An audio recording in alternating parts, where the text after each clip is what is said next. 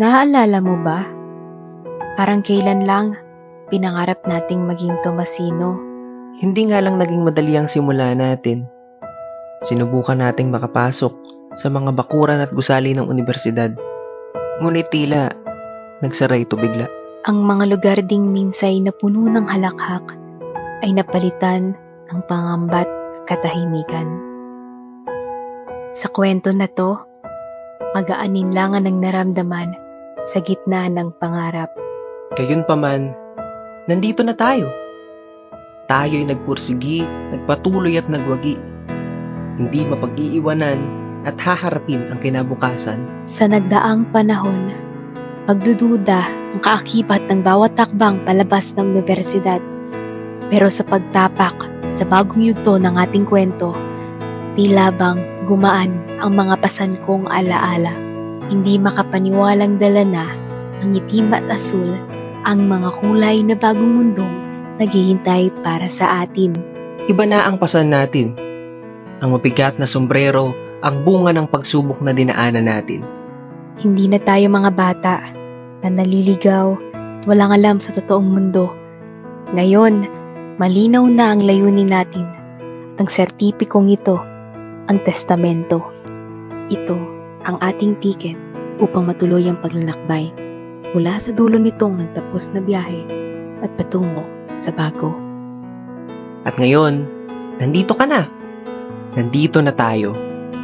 Tayo, Class of 2024, ang tagapagbunsod ng pagharap at pagtanggap sa bagong takbo ng mundo. After everything you've been through, you're here, you did it. Again, you're here, you did it.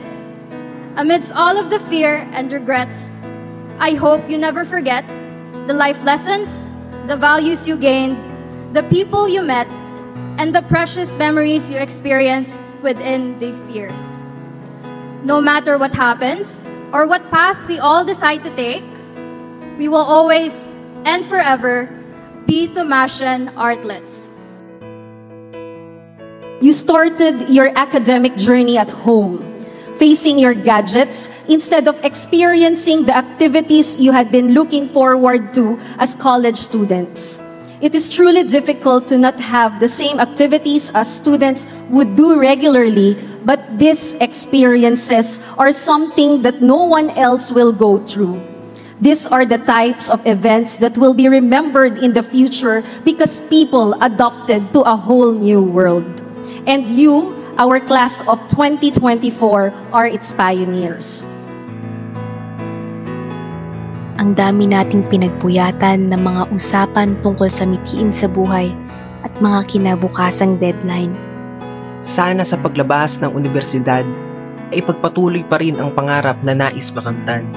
Mikropono, libro o manuskrito man iyan, hawakan natin.